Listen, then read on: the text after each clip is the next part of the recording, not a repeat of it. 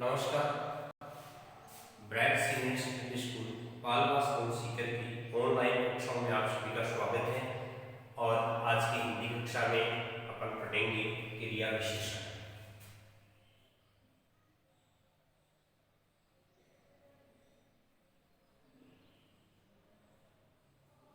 क्रिया विशेषण क्या है? क्रिया विशेषण जो शब्द क्रिया की विशेषता बताते हैं उन्हें क्रिया विशेषण कहते हैं। तो क्रिया विशेषण की परिभाषा,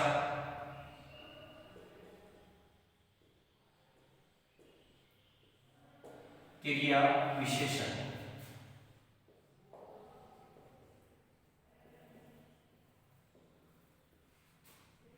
जो शब्द क्रिया की विशेषता बताते हैं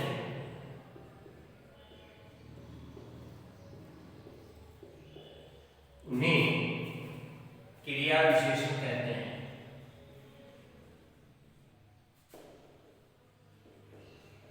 उन्हें क्रिया विशेषण कहते हैं।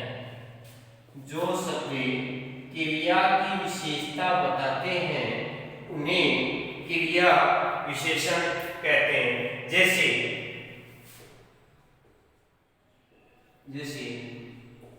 घोड़ा तेज दौड़ता है। घोड़ा तेज दौड़ता है या दौड़ रहा है। धीरे बोलो कोई सुन लेगा। धीरे बोलो कोई सुन लेगा। अब यहाँ पर आपके समझ में आ जाएगा कि कौन सा शब्द है या कौन सा क्रिया है और कौन सा शब्द है वो उसकी विशेषता बता रहा है, विशेषण शब्द है। जैसे घोड़ा करता है, क्या है? करता। दौड़ता है, क्या है? क्रिया है, क्या है? साइकिल। तो यहाँ पर घोड़ा कैसे दौड़ता है? घोड़ा तेज दौड़ता है। तो दौड़ने की विशेषता बताई गई है या नहीं बताई गई है? अर्थात क्रिया की विशेषता बताई गई है। तो घोड़ा कैसे दौड़ता है? तेज दौड़ता है। तो यहाँ पर तेज शब्द है वो क्या हो जाएगा?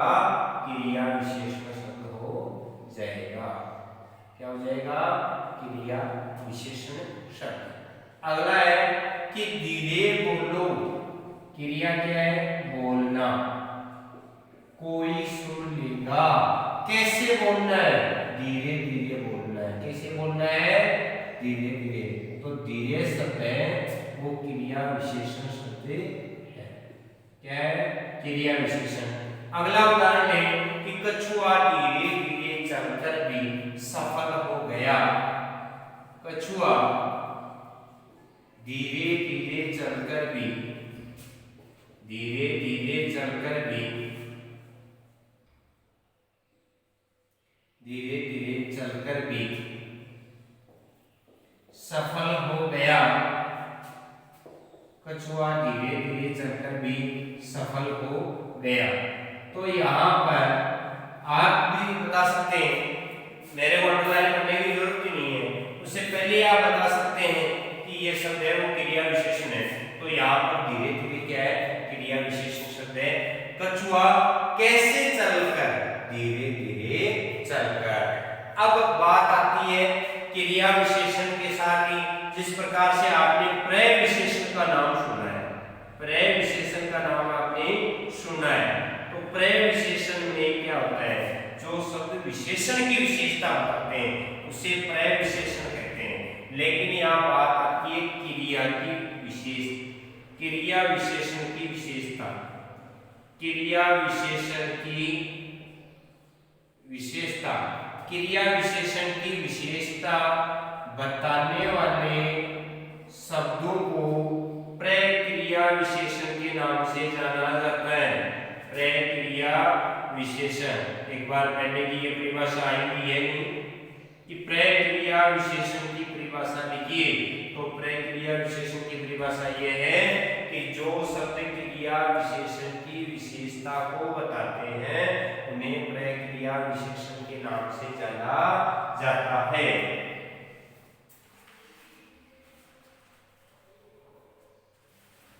तुम सीकर घर चलो, या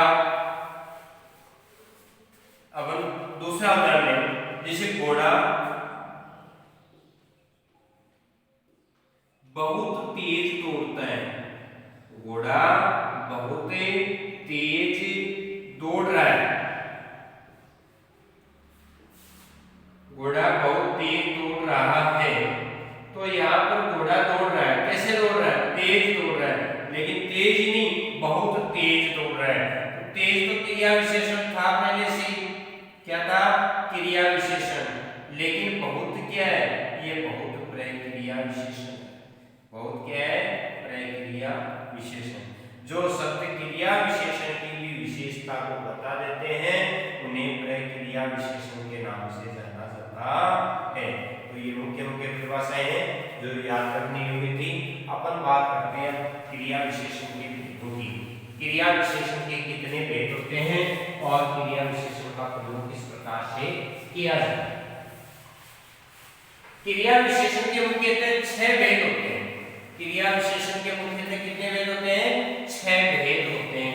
और 6 भेद कौन कौन से होते हैं, वो किस प्रकार से, वो भी आपके सामने प्रस्तुत है। पहला, क्रिया विशेषण के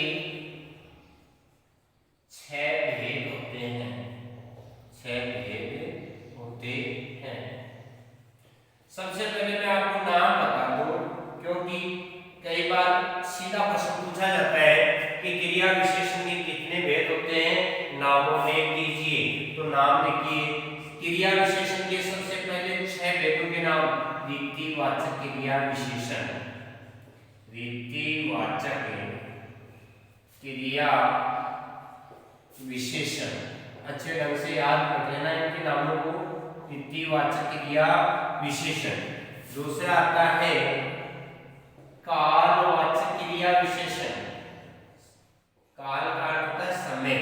कालवाचक क्रिया विशेषण, समय का बोध करवाया जाता है इसमें। किसका बोध होता है? समय का। कालवाचक क्रिया विशेषण।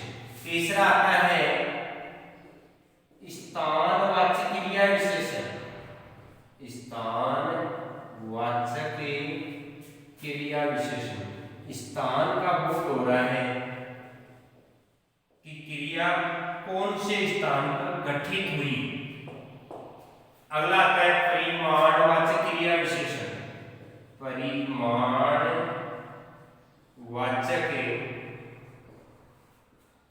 क्रिया विशेषण। परिमाणवाचक क्रिया विशेषण। अगला आता है स्वीकारवाचक क्रिया विशेषण। स्वीकारवाचक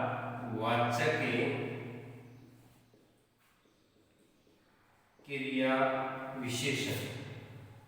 स्वीकारवाचक क्रिया विशेषण। अगला है निषेधवाचक क्रिया विशेषण। निषेध, निषेध का अर्थ होता है मना करना। निषेधवाचक क्रिया विशेषण। अब मैं आपको व्यवस्थित रूप से इनकी परिभाषाएं और इनके दो उदाहरण आपको बता दूं ताकि आपको अच्छे ढंग से याद हो जाए और आप अच्छे ढंग से इसको याद कर लें। इसके मुख्य रूप से 2 तरह के प्रश्न आते हैं। पहला प्रश्न तो ये आता है कि क्रिया विशेषण की परिभाषा लिखिए। दूसरा प्रश्न ये आता है कि क्रिया विशेषण के कितने भेद होते हैं और क्रिया विशेषण के उन भेदों का नाम उल्लेख कीजिए। और तीसरा प्रश्न ये होता है कि क्रिया विशेषण अव्यय शब्द है। क्रिया विशेषण क्या है? अव्यय शब्द है। क्रिया विशेषण क्या है? अव्यय। क्रिया विशेषण के जो कालवाचक क्रिया विशेषण है, स्थानवाचक क्रिया विशेषण है, परिमाणवाचक है, रीतिवाचक है, स्वीकारवाचक है या निषेधवाचक क्रिया विशेषण है, उनके उदाहरण सहित परिभाषा लिखिए। तो रीतिवाचक क्रिया विशेषण, जब एक निश्चित परिपाटी के आधार पर जो लंबे समय से चली आ रही परिपाटी है उसी के आधार पर रीति के अनुसार या रूढ़िवादिता के अनुसार तो उदाहरण हमारे सामने प्रस्तुत हो या बात कही जाती है तो वह रीतिवाचक क्रिया विशेषण होता है। जैसे तेज वर्षा हो रही है, तेज वर्षा हो रही है, तो वर्षा आज भी तेज हो रही है और पहले भी होती थी, तो यहाँ पर तेज शब्द है वो क्या है, रीतिवाचक क्रिया विशेषण है। बात आती है दिन जल्दी जल्दी ढलता है, दिन जल्दी जल्दी ढलता है, जल्दी जल्दी ढलता है, दिन जल्दी जल्दी ढलता है, तो यहाँ पर जल्दी जल्दी शब्द है वो एक रीतिवाचक क्रिया विशेषण शब्द है। वो क्या है, रीतिवाचक क्रिया विशेषण है। आया था कि धीरे बोलो कोई सुन लेगा, उसी प्रकार से है धीरे चलो, धीरे चलो थकान न हो, थकान न हो, तो यहाँ पर धीरे धीरे किसके पीछे है, चलना से पीछे, ढलना से पीछे, वर्षा हो रही है, तो यहाँ पर क्रिया से पहले जो उसकी विशेषता बता रहा है वो क्रिया विशेषण है, और ये क्रिया विशेषण है रीतिवाचक क्रिया विशेषण। धीरे चलो, चलने की विशेषता बताई जा रही है, तो यहाँ पर रीतिवाचक क्रिया विशेषण। रीतिवाचक क्रिया विशेषण में ऐसे शब्दों का प्रयोग किया जाता है, ऐसे शब्दों का प्रयोग किया जाता है जल्दी जल्दी, धीरे धीरे, तेज, धीमे धीमे, और साधारण, ऐसे वैसे आदि शब्दों का प्रयोग किया जाता है। यह था रीतिवाचक क्रिया विशेषण। रीतिवाचक क्रिया विशेषण के बाद में आता है कालवाचक क्रिया विशेषण। कालवाचक क्रिया विशेषण, काल का अर्थ है समय, क्रिया के घटित होने के समय का जो बोध करवाया जाता है उसे कालवाचक क्रिया विशेषण कहते हैं। जैसे मोहन सुबह जयपुर गया, मोहन सुबह जयपुर गया, तो यहाँ पर एक समय का बोध हो रहा है, हो रहा है सुबह, सुबह का बोध हो रहा है, तो सुबह या समय है, काल है, समय का बोध हो रहा है, तो यहाँ पर कालवाचक क्रिया विशेषण की बात करते हैं। जब समय से संबंधित क्रिया की विशेषता बताई जाती है वहां पर कालवाचक क्रिया विशेषण होता है, या जिस शब्द से क्रिया के होने के समय का बोध हो उसे कालवाचक क्रिया विशेषण कहते हैं। जैसे उसे अभी बुलाओ, उसे उसे अभी, उसे अभी बुलाओ, उसे अभी बुलाओ, तुम तुरंत चले जाओ, तुम तुरंत चले जाओ, तो यहाँ पर अभी और तुरंत ये समय का बोध करवा रहे हैं, अर्थात यहाँ पर क्रिया के घटित होने के समय का बोध हो रहा है। वह परसों आएगा, वह परसों आएगा, वह परसों आएगा, तुम कल आना, तुम कल आना, तो यहाँ पर कल और परसों शब्द हैं, ये दोनों कालवाचक क्रिया विशेषण शब्द हैं। इस प्रकार से रीतिवाचक और कालवाचक क्रिया विशेषण अपन ने पढ़ लिया। अगला है स्थानवाचक क्रिया विशेषण। स्थानवाचक क्रिया विशेषण से तात्पर्य है कि जिस शब्द से क्रिया के स्थान का या क्रिया के घटित होने के स्थान का बोध हो उसे स्थानवाचक क्रिया विशेषण कहते हैं। जैसे बाहर चलो, अंदर बैठो,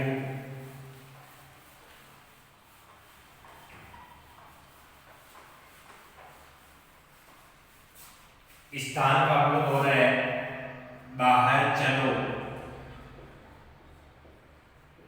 चलो, अंदर बैठो,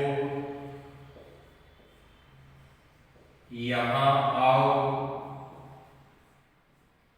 यहाँ आओ, वहां जाओ, वहां जाओ। तो ये क्रिया के घटित होने के स्थान का बोध हो रहा है, नहीं हो रहा है? कहाँ चलना है? बाहर चलना है। कहाँ बैठना है? अंदर बैठना है। कहाँ आना है? यहाँ आना है। कहाँ जाना है? वहां जाना है। तो ऐसे शब्दों का प्रयोग जिनसे क्रिया के घटित होने के स्थान का बोध हो वहां पर स्थानवाचक क्रिया विशेषण होता है। अब बात आती है परिमाणवाचक क्रिया विशेषण की। परिमाण का अर्थ होता है मात्रा। परिमाण का अर्थ होता है मात्रा। जिन क्रिया विशेषण शब्दों से क्रिया की मात्रा अथवा उसके परिणाम का बोध हो वहां पर परिमाणवाचक क्रिया विशेषण होता है। जैसे कम बोलो, कम में बोलो, कम बोलो, बोलना है, कितना बोलना है? कम बोलना है। ज्यादा बोलो, ज्यादा बोलो। कम और ज्यादा बोलना क्रिया की विशेषता बताई जा रही है। तो क्रिया की मात्रा का बोध होता है वहां पर परिमाणवाचक क्रिया विशेषण होता है। जैसे वह उतना ही खाएगा, वह उतना ही खाएगा, खाएगा। मुझे केवल पीना है, मुझे केवल पीना है।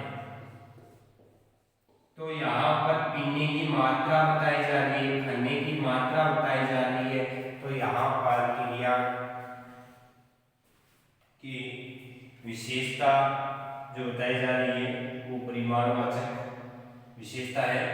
जैसे अन्य परिमाणवाचक विशेषण शब्द हैं, जैसे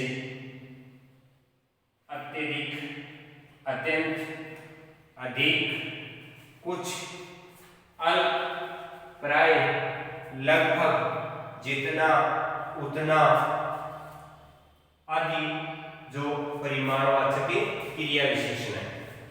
ये थे परिमाणवाचक क्रिया विशेषण।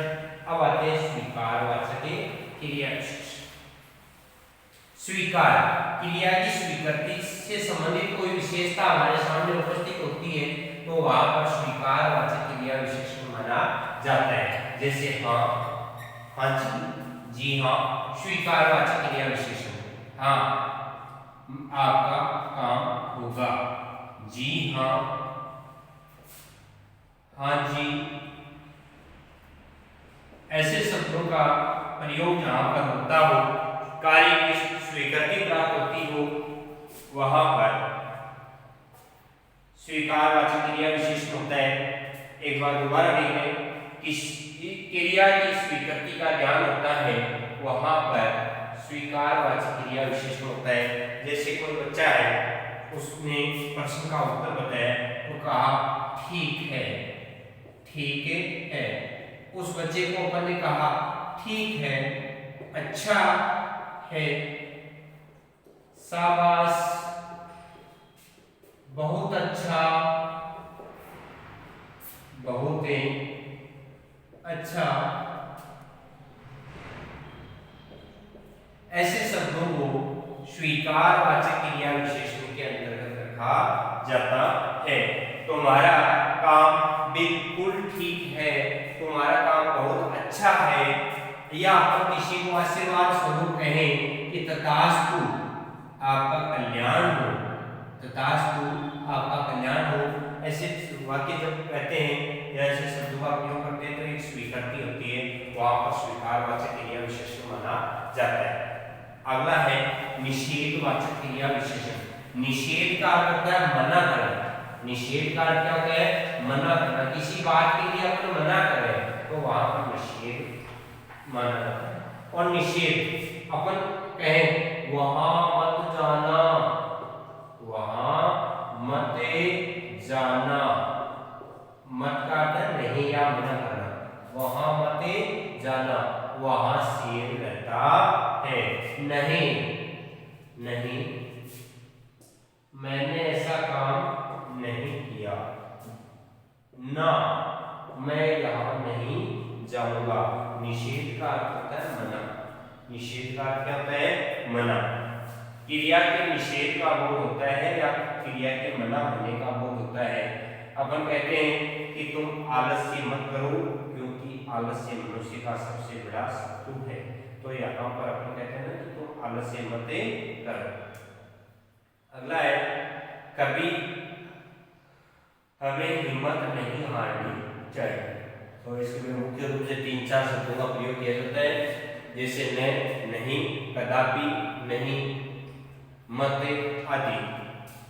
नहीं, कदापि,